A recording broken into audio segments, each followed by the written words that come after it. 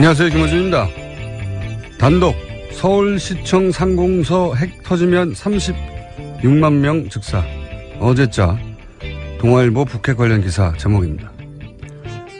시층 인근 주민은 몰수하고 200만 명 사상의 반경 300km까지 수십 년간 낙진과 방사능 노출을 피해가 이어진다는 분석 기사입니다. 서울에서 휴전선 최단 거리는 20km대입니다. 서울에서 평양 직선 거리는 200km대.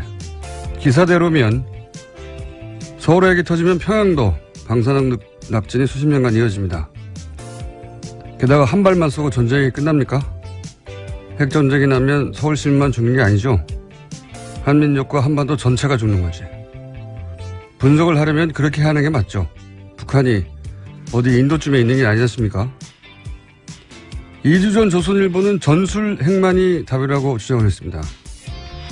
그런데 그럼 보수 정권은 진작에 전작권을 받았어야죠. 앞뒤가 안 맞잖아요. 어차피 작전권도 없는데 무기만 늘리는 건. 문재인 정부가 북핵 문제를 해결할 수 있을 것인가? 결코 쉬운 일이 아닌 건 분명합니다. 그런데 대화는 필요 없고 강경 대응해야 한다는 보수 매체를 보고 있자면 그런 생각이 듭니다. 그래서 전쟁을 하자는 건가? 작년에 북한이 2번 핵실험할 때 박근혜 정권 휴전선에서 확성기 튼 게 전부였습니다. 전쟁이 그렇게 좋으면 지난 9년 보수 정권 때 전쟁 안 하고 뭐 했나요? 보수 매체가 북핵 문제를 얘기할 때의 문제는 그래서 대체 어쩌자는 건가? 그걸 모르겠다는 겁니다. 그래서 제 결론은 그렇습니다. 아, 자기들이 무슨 말을 하는지 모르는구나. 김어준 생각이었습니다.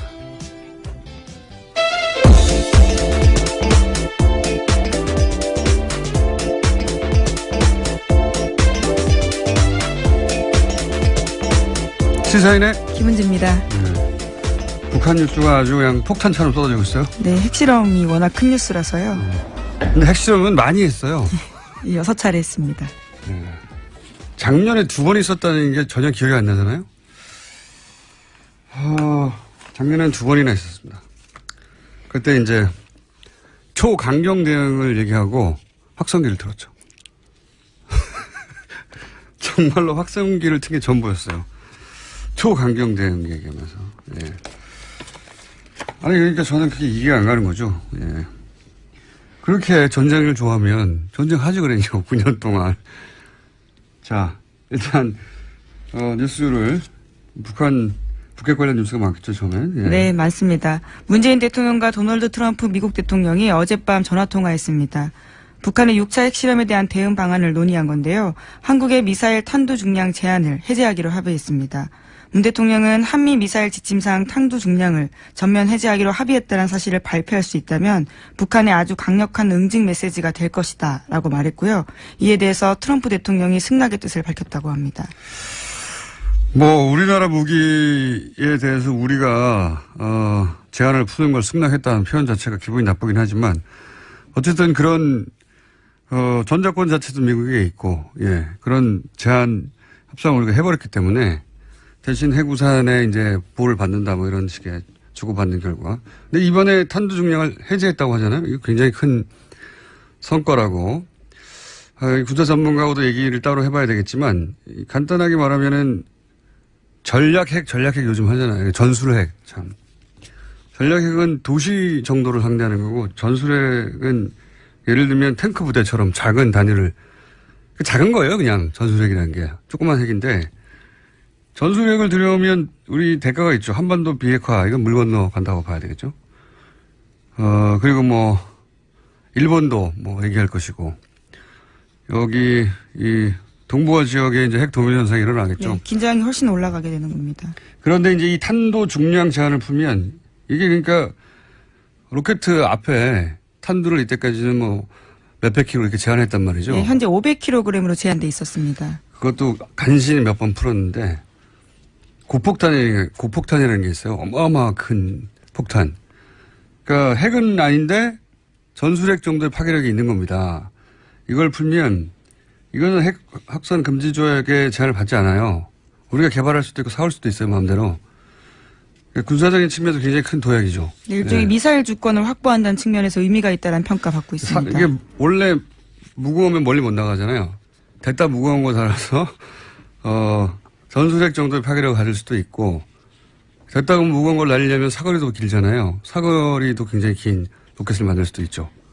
예, 뭐 하여튼 보수 정권이 했었어야 할 일인데 이제서 하는 겁니다. 스피커만 틀다가 확성기만. 그런 의미가 있고요. 이거는 저는 뭐 그냥 아주 얄팍하게 하는데 후조 전문가하고 얘기를 한번 해서 의미를 짚어주도록 하겠고. 자, 그 외의 뉴스들은 어떤 게 있습니까? 네, 연속해서 문재인 대통령이 다른 나라 정상들과도 통화를 했는데요. 어제 블라디미르 푸틴 러시아 대통령과도 이어서 통화했습니다. 문 대통령은 대북 원유 공급 중단과 북한 해외 노동자 수입 금지 등 북한의 외화 수입원을 근본적으로 차단할 수 있는 방안을 유엔 안전보장이사회에서 진지하게 검토해야 한다라고 강조했다고 하는데요. 그러나 푸틴 대통령 같은 경우에는 북한의 6차 핵실험에 대해서는 규탄하면서도 북핵 문제의 외교적 방식 해결을 강조했다라고 합니다.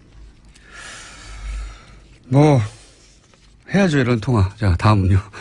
네, 또 우리군 같은 경우에는요, 어제 합동 무력 시위를 펼쳤습니다. 북한의 핵실험장을 가상의 목표로 삼고 미사일로 타격하는 내용이었습니다. 육군과 공군의 미사일 실사격 훈련은 북한 풍계리 핵실험장까지의 거리를 고려해서 실시됐다고 합니다. 그렇군요. 이것도 뭐 의욕 시위 해야죠. 다음은요. 네, 유엔 안전보장이사회 회의도 긴급하게 소집됐습니다. 북한을 규탄하는 별도의 의장 성명이나 언론 성명을 채택하진 않았는데요. 예, 괜찮으신가요? 죄송합니다. 네, 안보리 이사국 대사들은 한 목소리로 북한의 김정은 정권의 무모한 도발이 가하는 위협을 우려했습니다. 중국과 러시아도 비난 대열엔 동참했는데요. 하지만 대북 해법에 있어서는 엇갈렸습니다. 미국을 중심으로 한 한국과 일본, 영국, 프랑스 등은 초강력 제재를 해야 된다고 주장했지만요. 중국과 러시아는 대화론을 앞세웠습니다. 이것도 뭐 그랬겠죠. 예. 어차피 견해는 갈리고 의장 성명, 언론 성명 이러면 채택될 리가 없고 지금은. 예, 우선 미국 입장에서는 이번 주 안에 초안을 만들고 다음 주 월요일에 표결을 목표로 하고 있다라고 밝히고 있습니다. 예. 그리고 이제 또 다른 더 강도 높은 제재. 북한과 교역하는 모든 국가와 단절하겠다. 예, 거래를 중단하겠다라는 방안을 검토하는 중이라고 트럼프 대통령이 밝힌 바 있습니다. 예, 그것도 트위터도 했는데, 예, 이건 말도 안 되는 거죠. 뭐 당장 미국에서 말도 안 된다. 그거는 북한이 아니라 미국이 망한다고. 예. 네, 제임스. 왜냐하면 예를 들어서 중국이 북한과 가장 큰 교육국가인데 중국과 모든 교육을 끊으면 미국이 망해요. 지금은. 예, 사실상 중국을 겨냥한 조치라는 해석이 나오는데요. 북한의 대무역의 90%가 중국과 이루어지기 때문입니다. 네, 어쨌든 뭐 실현 가능성 없는 뻥을 너무 많이 치고 있습니다. 트럼프 대통령이 블러핑이라고 하죠. 자, 하여튼 그런 얘기도 나오자 뭐 미국 언론들도 쏟아졌어요. 트럼프 대통령이 말이 안 된다는 기사가. 예, 그 전날 한국에 대해서 비판한 트위트. 무슨 상대 국가에 대해서 트윗으로 대통령이 비난을 한다니 그것도 한 줄로. 이게 말이 안 되는 건데 그 기사가 쏟아졌어요. 왜 한국 비난하느냐. 뉴욕타임즈도 그러고 월스트리트저널도 왜 한국과 싸우냐.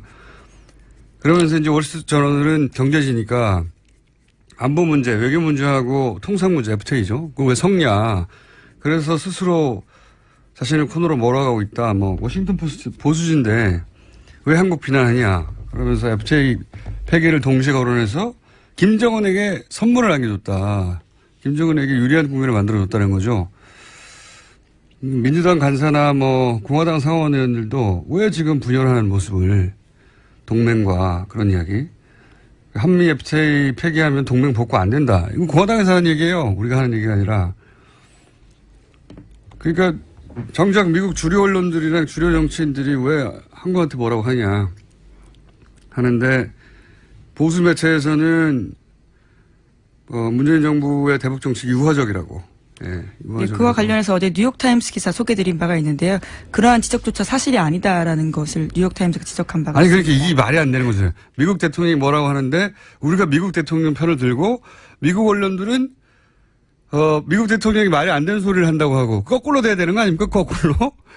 지금 전쟁하자고 하는 건데. 예. 그러니까 이건 이제 우리 보수 매체는 진보는 종북이다. 종북이고 북한을 약하게 상대한다. 이 이미지를 계속 신나서 그런 프레임을 유포할 적기라고 보는 거죠. 아주 신나하고 있어요. 예. 그러면서 전쟁 날 것처럼 오늘자 조선일보는 트럼프가 이제 군 수뇌부를 다 불러서 사실상 군사 옵션 회의를 하고 있다. 이게 오늘자 조선일보 기사던데 군사적 대응이 임박했다 뭐 이런 뉘앙스죠. 그런데 그게 CNN에서는 바로 또 사실상 군사적 옵션은 없다. 그러면서 미국의 군사 전문가들이 나와서 지금 그렇다면 미국이 뭐 전력을 준비하고 있냐? 아니 그런 거 없다. 전혀 안 움직이고 있고. 그리고 선제 타격 얘기하는데 그거는 예방 전쟁이 아니고 핵전쟁 나는 거다. 그냥 이거 우리 언론이 해야 될 분석인데 거꾸로 하고 있어요. 계속. 예. 미국이 어떤 제스처를 취하면 이건 의미가 이렇고 실제로 군사적 옵션 전쟁은 안 나고 이런 분석을 우리가 하고 미국은 이제 뻥튀기를 해야 되는 건데 우리가 뻥튀기를 하고 그대로 막 미국 언론들은 그게 안 된다고 바로잡고 있습니다. 진보는 종북이라는 프레임을 오랫동안 써왔는데 또 하는 거죠. 그러면서 우리나라 대통령이 미국 대통령 말을 안 들어가지고 이제 큰일 났다. 이렇게 보도하는 게 지금 보수 매체입니다. 바보 아니면 나쁜 사람들이죠. 자, 또 있습니까? 이 와중에 좀 눈에 띄는 보도가 있는데요. 지난 5월 달에 노르웨이 오슬로에서 열린 북미 비공개 접촉이 있었다라는 중앙일보 보도입니다. 북한이 대북 적대시 정책을 포기하면 핵실험을 중단할 수 있다라는 입장을 전달했다라는 건데요. 정부 고위 당국자의 발언을 인용한 기사입니다. 이 당국자에 따르면 지난 5월 8일에 이틀간 오슬로에서 북미 간의 1.5트랙, 그러니까 방관 반민 대회가 있었는데 여기에 참석한 최선희 북한 외무성 미국 국장이 별도의 비공개 미팅에서 자신들의 입장을 설명했다고 합니다. 그 내용에 대해서는요. 미국의 대북 적대시 정책 철회, 대북 제재 해제, 북미 간 평화협정 체결 등을 요구했다라는 겁니다. 이게 핵심이죠. 평화협정 체결. 지금은 6.25 때 정전협정을 했거든요. 전쟁이 끝난 게 아니고 기술적으로는 계속 이어지고 있는 잠시 쉬는 거죠. 근데 무슨 70년간 이어지는 정전이 어디 있습니까? 평화협정 체결을 해야 하는데 이제 북한은 자기들하고 상대할 수준을 넘어서는 어마어마한 크기의 미국에 대해서 이제 거꾸로 생각해 보세요. 미국이 우리한테 핵무기를 겨누고 있다. 무섭잖아요. 기본적으로 그런 공포감이 북한한테 실제로 있고 그래서 이제 전쟁이 끝났다는 평화협정 체결을 하자는 게 요구사항이 오랫동안 아주 오랫동안 그러면은 이제 핵실험 안 하겠다고. 핵실험과 미사일 발사 시험 중단하겠다는 뜻을 밝혔다라고 하는데요. 또 이 회의 마치고 돌아가는 길에도 중국 베이징에서 트럼프 정권과 여건이 되면 대화할 것이다라는 말도 남겼다고 합니다. 북한이 대화 제안을 한 거예요.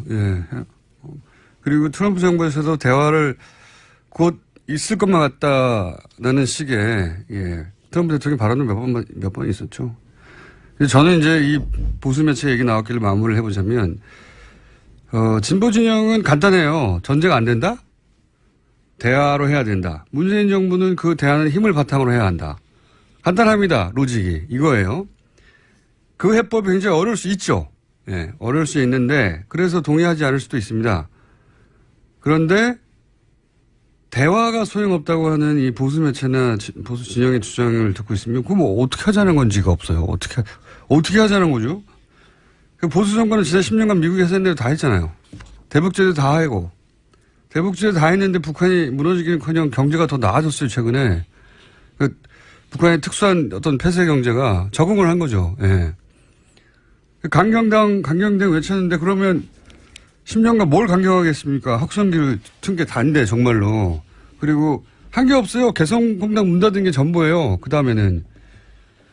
개성공단은 문을 닫아서 관계 개선됐나요? 북핵을 포기했나요? 그러니까 이 보수 매체의 북핵 해법은 동의하고 반대할 게 없어요.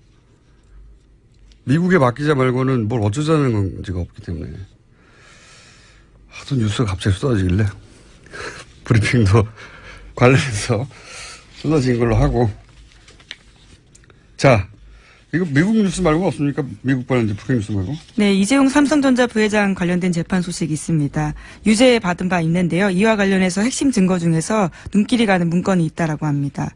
삼성의 청와대 실시간 보고가 의심되는 문건이라고 하는데요. 이 문건은 지난해 국정농단 의혹이 본격적으로 불거진 작년 10월 달에 안종범 전 수석이 국회 출석 등을 대비해서 보좌관에게 지시해서 만든 문건이라고 합니다. 문건에는 10월 22일 승마 관련 SS 보고라는 문구가 나오는데요. 여기에는 첫 마필 구입 완료라고 적혀 있고 정유라 선수용 마필 58만 유로, 보험 6만 6천 유로라는 액수도 기재돼 있다고 합니다.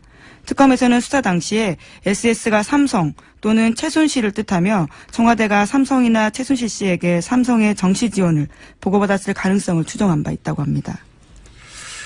이거 약간 주시한 기사입니다. 그러니까 정유라 선수 말을 얼마에 샀다는 걸 실시간으로 청와대에 보고됐다. 이 내용이잖아요. 근데 그렇죠. 이제 여기서 작은 화제는 SS 보고 SS가 삼성이냐 순실이냐 이거 아닙니까? 예. 특검이 특정하지 못했다라고 하는 것 같은데요. 네, 저는 이게 당연히 삼성이라고 보는 게 맞다고 보는 게 승마 관련 SS 보고 이게 이제 청와대 문건 제목이잖아요. 그러니까 제목만 보면 SS로부터의 보고거나 혹은 SS에 대한 보고 뭐 이렇게 볼 수 있지 않습니까? 뒤에 주어 서술어가 없으니까. 근데 이제 만약에 최순실로 SS를 보면 보고 주체가 최순실이 되는 거예요. 이럴 리가 없잖아요. 최순실 박근혜 대포폰으로 통한다는 얘기 있었고 안종범을 거칠 이유가 없죠. 서로 최순실과 무슨 얘기를 해도 안종범 수석이 그걸 비서관을 시켜서 일부러 문서로 날릴 리가 없죠. 예. 네, 관련해서 안종범 전 수석 수첩에도요, SS라는 표현이 나오는데, 2016년 2월 15일, 그러니까 박근혜 전 대통령과 이재용 부회장이 세 번째 독대가 있던 날 메모입니다. 이때 삼성의 요구사항이 SS라고 쓰여 있거든요. 삼성으로 보일 가능성이 큽니다. 그러니까 그 메모도 정황한, 백업 증거지만, 그러니까 SS를 순실로 해석하면 뭐 말이 안 되는 게 너무 많아요. 본인이 최순실을 안다는 사실 자체를 안종범 수석이 철저히 숨기려고 했는데 네, 그렇죠. 그걸 뭐 비서관을 시켜서 일부러 문서로 만들고 남긴다는 게 말이 안 되죠. 하필이면 시읒이 같아서 그런. 예. 네. 이거는 뭐 논란의 여지가 없는 것 같은데 어쨌든 특검은 그렇게 했고 법정에서도 특정되지 않았어요. 예. 근데 어쨌든 핵심은 뭐냐면 말구입이라는 게 이제 그 대통령이 말 사주라고 하니까 삼성이 말 사준 거 정유라한테 주는 것인지 알면서 뇌물인 줄 알면서 이런 얘기잖아요. 네, 그러니까 작년 10월에도 그런 보고를 했다는 거니까요. 이 문건이 청와대에 있다는 건 대통령이 이게 아마 이렇게 된 거겠죠. 말구입 어떻게 된 거야 하고 안종범 수석한테 물어보고 안종범 수석은 거의 실시간이니까 삼성한테 확인해서 그걸 보고서로 만들어서 대통령한테 보고하려고 했다. 그러기 위해서 비서관에 정리시킨 거다. 이렇게 보여지는데 이게 드러낸 건 대통령이 삼성에게 말 사주라고 했고 정유라 특정해서 그걸 또 직접 스스로 대통령이 챙겼고 하는 뇌물의 증거가 되는 거죠. 중요한. 그 흔적이 청와대 문건으로 남았다. 뭐 이런 거죠. 아주 중요한 문건.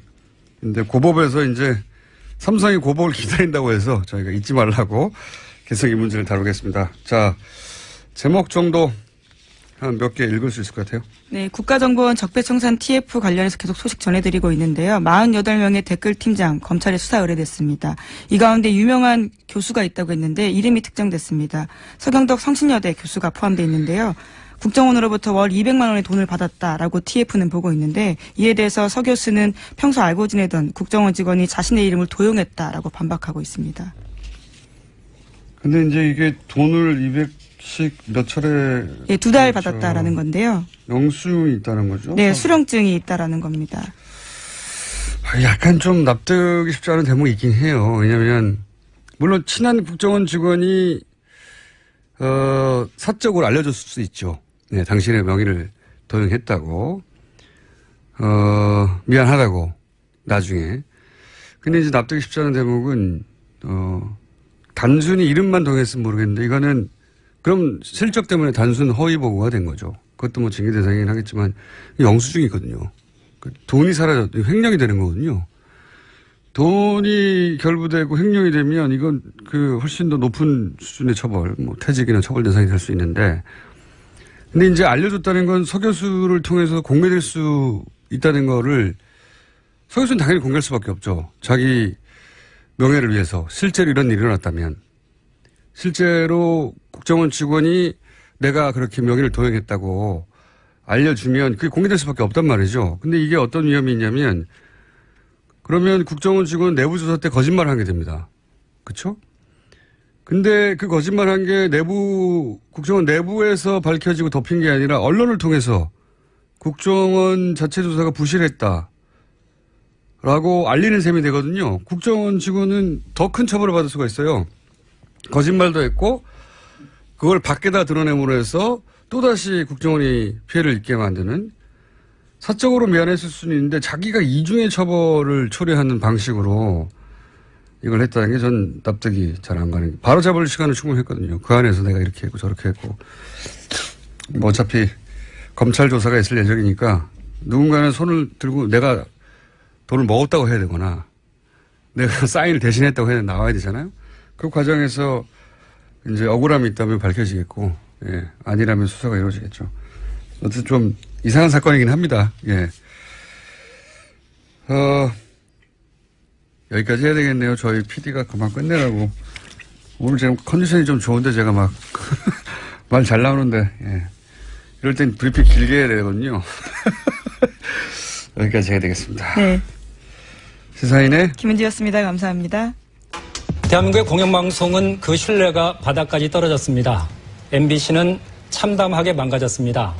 이명박 박근혜 정권 근 10년 공영방송 장악은 집요하고도 무도했습니다. 저희들 안에서 저항하고 한순간도 싸움을 멈춘 적 없었지만 부족했습니다. 그래서 여러분 실망하고 또 화나 있는 것 잘 알고 있습니다. 지금보다 더 매섭게 질책하시고 따갑게 비판하시더라도 절대 외면하지 마시고 끝까지 응원해 주시기를 감히 당부드립니다. 죄송합니다. 그리고 고맙습니다.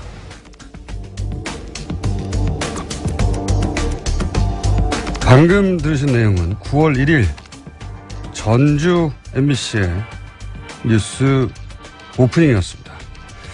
이 오프닝의 주인공 전주 MBC 김한광 앵커 전화 연결하고 있습니다. 안녕하세요. 예, 안녕하십니까.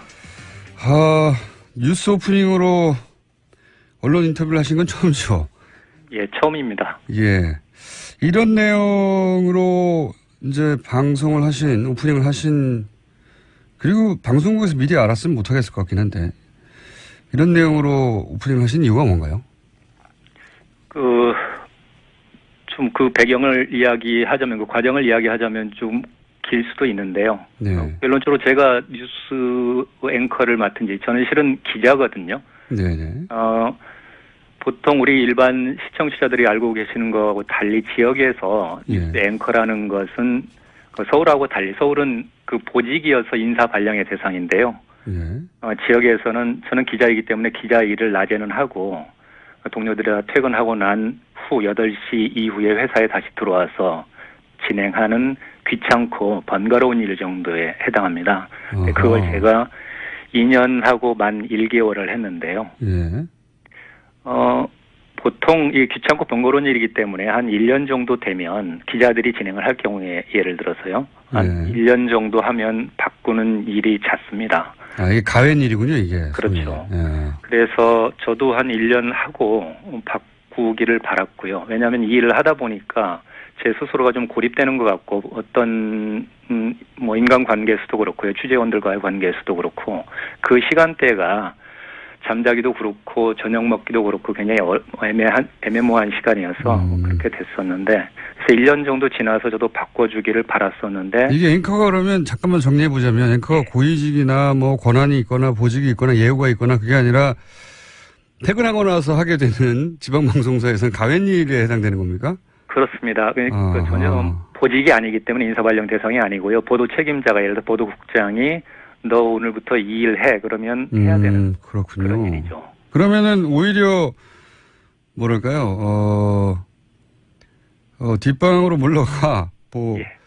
혹은 뭐 취재 일선에서 물러가 이런 이야기입니까? 보통은? 저 같은 경우는 그랬습니다. 왜냐하면 제가 언론노조 MBC 본부에서 수석 부위원장으로 파견 근무를 하고 2년 한 3개월 됐었거든요. 그 일 끝나고 지역에 내려오자마자 10일 만에 이 일을 시켰거든요. 아, 노조 지부장을 끝내자마자. 그리고 다른 일을 주질 않고 오로지 이것만 맡겼기 때문에 처음에는. 아, 그렇군요. 그래서 취재 현장을 나갈 수는 없었고 오로지 이 일만 하는데 그러다 보니까 취재원과의 관계도 맺기가 확장하기가 어려운 상황이었었고 그래서 이 일에 대한 어떤 부담을 좀 많이 가지고 있었던 건 사실이죠. 승진도 역전이 됐겠군요. 당연히 그러면. 네. 그런 부분은 좀 이렇게 내밀한 부분, 인사 부분이기 때문에 제가 개인적으로는 어떻게 말씀드릴 수는 있겠는데 하여튼 인사권자가 고백해주지 않는 하는 그 부분에 대해서 제가 뭐라고 말씀드리기가 애매한 측면은 있습니다. 하여튼 결과적으로는 역전됐군요. 예. 그게 의도가 있는 건지 없는지 하고 무관하게 결과는. 예, 좀 그건 좀 상상에 맡기겠습니다. 자, 뭐 여러 가지 이건 사적인 이야기들이고. 예. 공적으로도 지금 MBC가 총파업을 하게 되는데. 예. 이게 이제 본인도 동참하는 의사를 밝힌 거 아니겠습니까? 예, 그렇습니다. 예. 근데 이게 함께 하시는 분들 뭐 다른 아나운서나 혹은 뭐 함께 일하는 방송국의 다른 분들에게 피해가 갈까봐 미리 말씀을 못 하셨을 것 같기도 한데요. 어떻습니까? 예, 그게 저는 제가 마지막까지 주저했었던 그 지점이거든요. 네. 그래서 조금 저 직전에 제가 말을 하다가 좀 약간 끊긴 부분이 있는데 그래서 일단은 제가 8월 초에 여름 휴가를 다녀왔습니다. 여름 휴가를 다녀왔는데 갔다 오니까 제가 2년 넘게 이야기했었던 그 부분을 국장이 저한테 이야기를 하더라고요.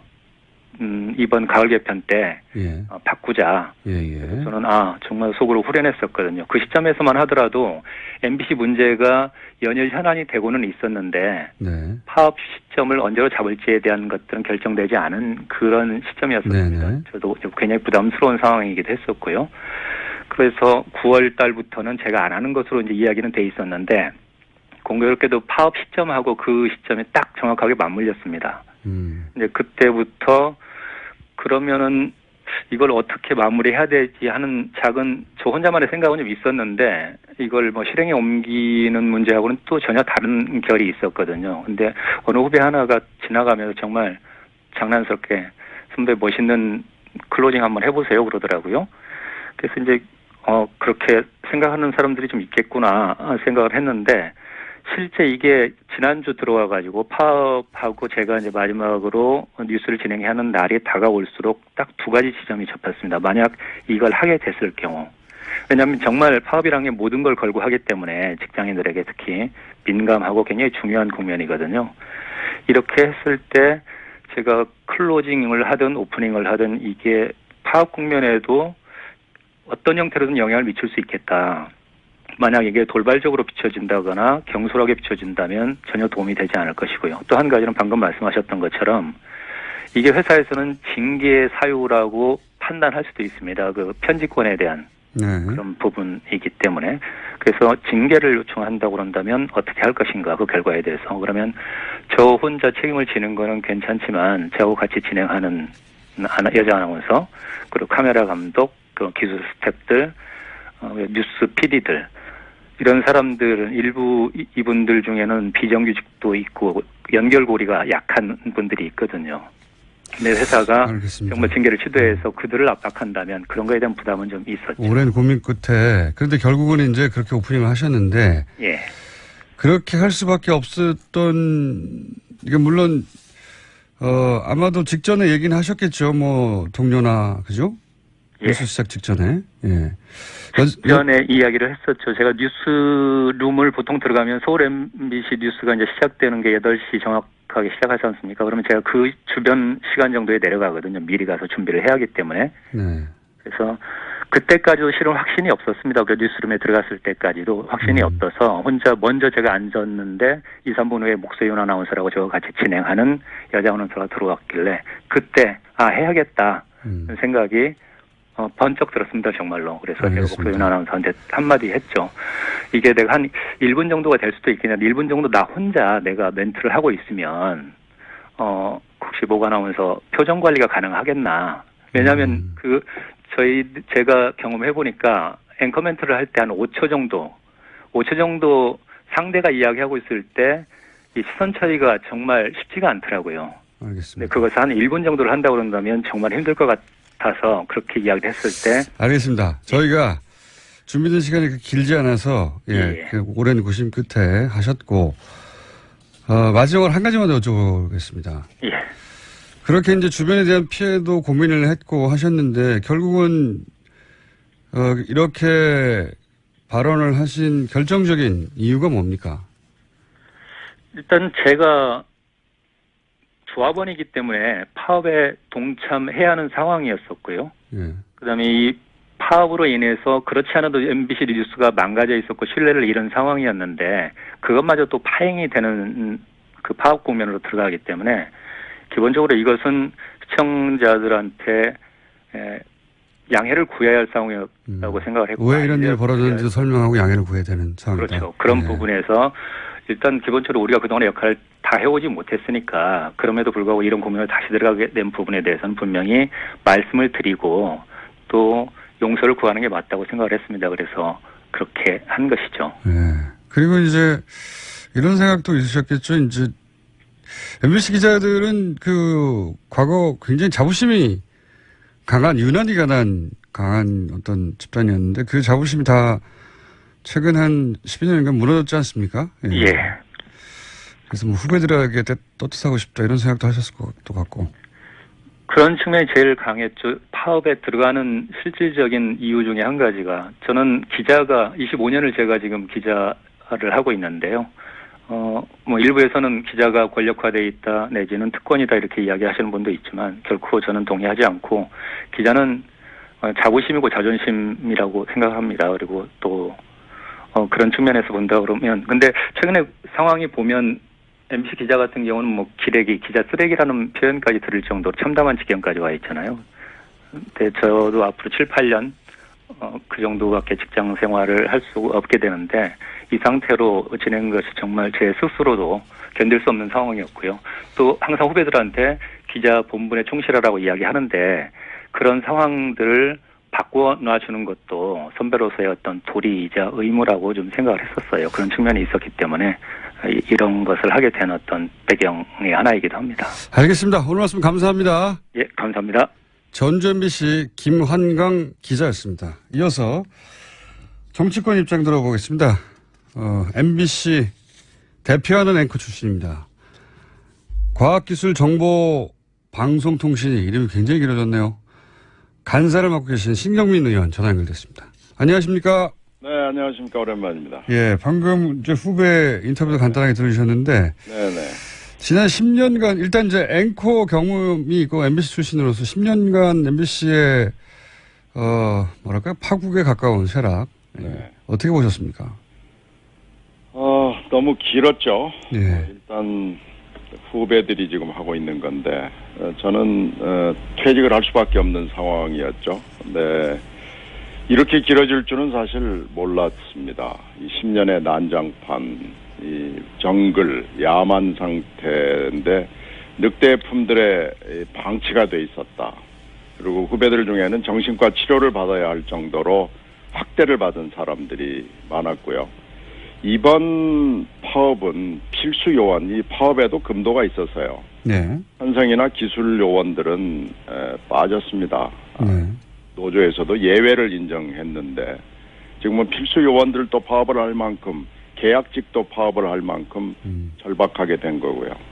부역자에 속하는 가해자들을 생각을 하면 이 사람들은 헌법을 유린했고요.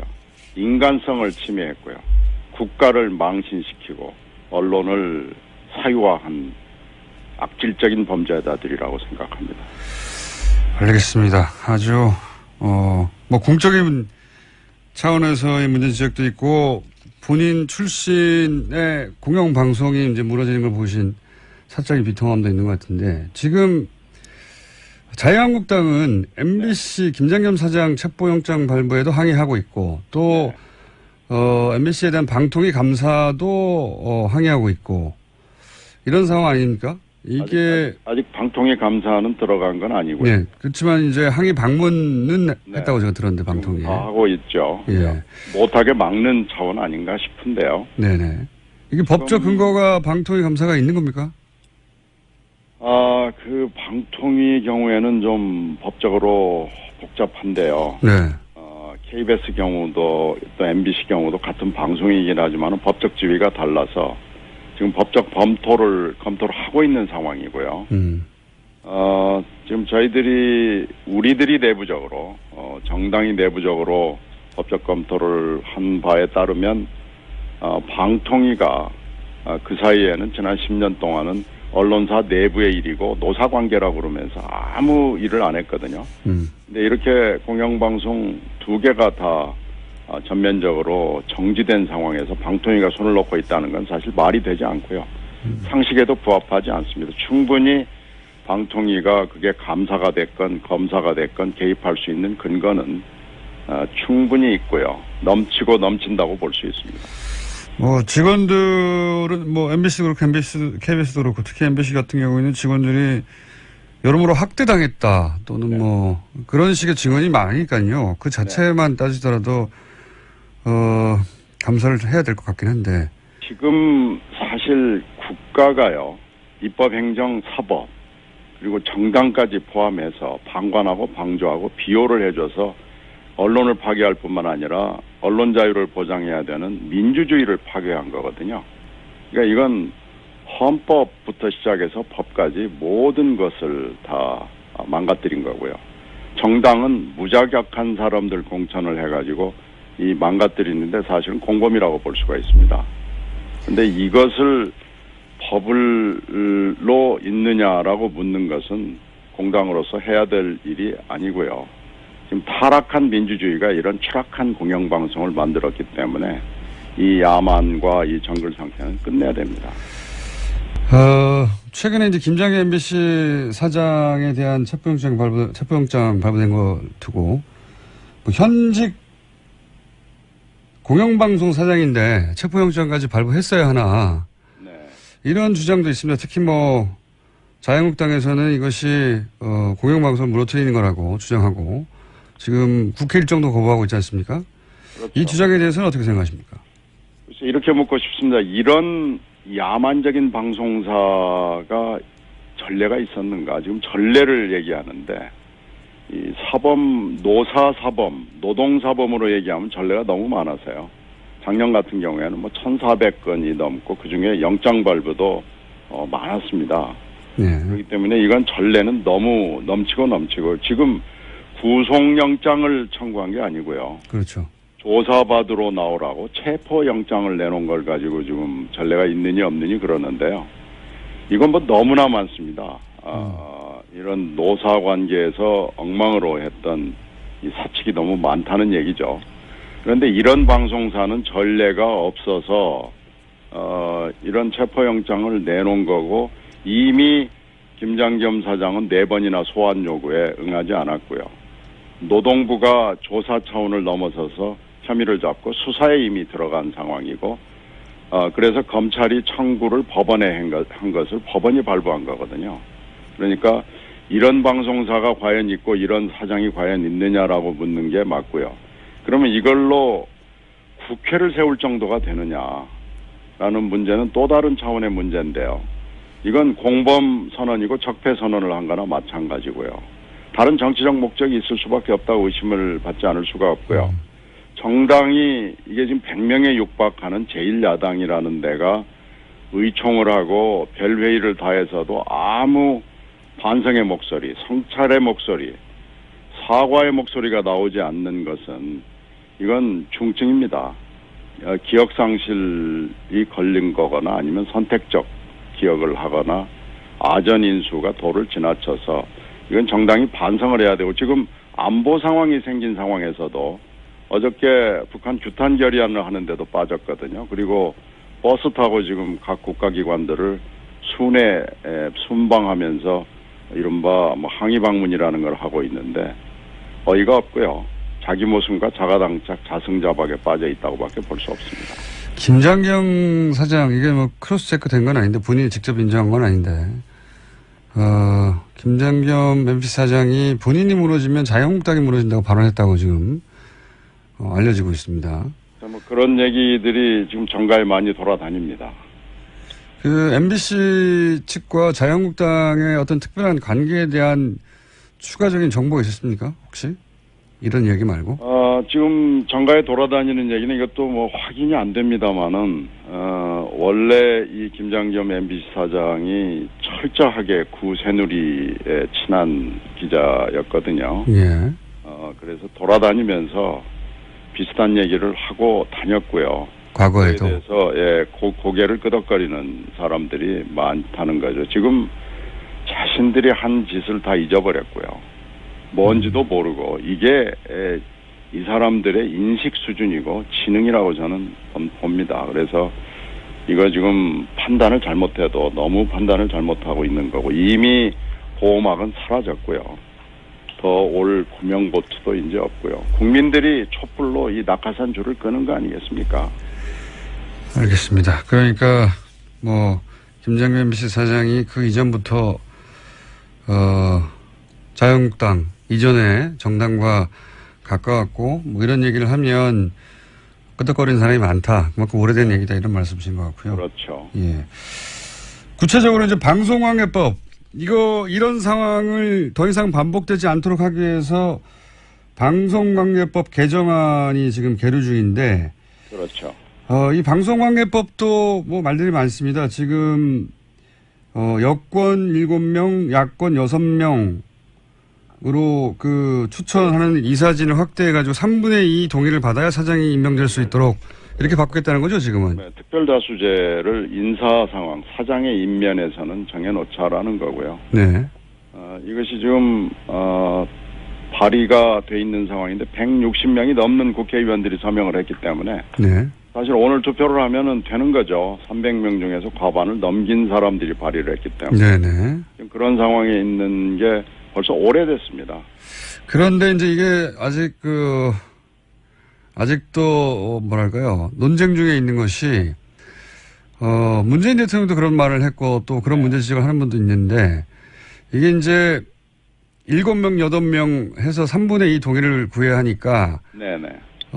결국은 이도 저도 아닌 기계적 중립을 지키기만 하는 사람이 나오지 않겠는가 이런 지적도 있고요. 그렇죠. 이 법은 뭐 그냥 갑자기 나온 게 아니고 네. 김제철 방지법으로 4-5년 전부터 논의를 해가지고 만들어 놓은 거거든요. 그래서 그러면 김제철 같은 이런 최하질의 공영방송 사장이 나오는 걸 막아보자라는 거였는데 예. 당시 또 하나의 현실은 당시 새누리당이 이제 여론이 비등하니까 예. 방송관계법을 또 지배구조를 한번 바꿔보자는 그 회의장에 나왔어요. 나왔지만 내심은 하여튼 공영방송을 어떻게든지 장악하겠다는 내심이 있기 때문에 이런 새누리의 내심을 모두 다 알기 때문에 정치적으로 현실적으로 타협할 수 있는 안을 만들어보자라고 해서 여론을 등에 업고 이 김제철 방지법을 내놓은 건데 네네. 이게 이제 최고 내지는 차선의 인물이 들어오기는 좀 어려운 구도 아니겠습니까? 그렇겠죠. 왜냐하면 3분의 2 동의를 구한다는 그렇죠. 것은 지금 뭐 자유한국당도 네, 그래서 이 시민단체들이 그건 알겠는데 이 법의 문제점이 너무 분명하니까 반대한다라는 입장을 진지게 내놨고요. 네네. 특히 지금 해직 기자인 제 MBC 후배인 그 이용마 기자 투영 중이죠. 이용마 기자는 신 선배 다 좋은데 이번만은 좀 하지 말아주세요라고 애청을 합니다. 간청을 합니다. 방송관계법이 계류 중이긴 한데 이 법안이 또 다른 개정안이 나오거나 할 수도 있겠군요. 그래서 지금 이제 그런 차에 문 대통령이 보고를 받는 자리에서 이것을 지적을 한 거니까요. 네. 그러나 당론으로 이미 또 김제철 방지법은 발의가 돼 있고요. 네네. 저희들이 이 현실적인 안과 NGO나 대통령이 지적하는 이런 문제점 사이에서 고민은 좀 해볼 필요가 있다라고 생각을 합니다. 네, 알겠습니다. 아직 지금은 고민 단계인 거죠? 네, 그렇죠. 이건 한번 들여다보자 이런 단계입니다. 알겠습니다. 오늘 여기까지 듣겠습니다. 감사합니다. 네, 고맙습니다. 의원님. 네네. 제가 시간을 잘못 봐서 1분이나 일찍 끝낼 뻔했습니다. 그래요? 자, 이거 굉장히 중요한 사안이어서 좀 아쉬웠긴 했는데 잘 됐습니다. 그러니까 지금 계류 중인 방송관계법이 최악의 상황에서 발의된 것이기 때문에 네. 지금 상황과는 여러 가지 상황이 바뀌어서 맞지 않는데 그래서 시민사회에서는 끊임없이 문제 제기가 있었는데 네. 그럼 이걸 어떻게 할 것인지는 논의는 해봐야 하는 단계다 이런 말씀이신 거죠? 방송통신위원회가 방송미래발전위원회를 만들어 가지고요. 이걸 생각을 해보겠다는 거예요.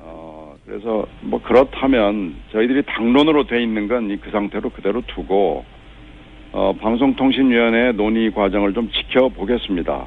알겠습니다. 더 좋은 안이 지금 영국안이나 독일 모델을 얘기하는 분들이 많거든요. 알겠습니다. 그걸 한번 들여다보겠습니다. 여기까지 듣겠습니다. 감사합니다. 네, 고맙습니다. 더불어민주당 신경민 의원이었습니다.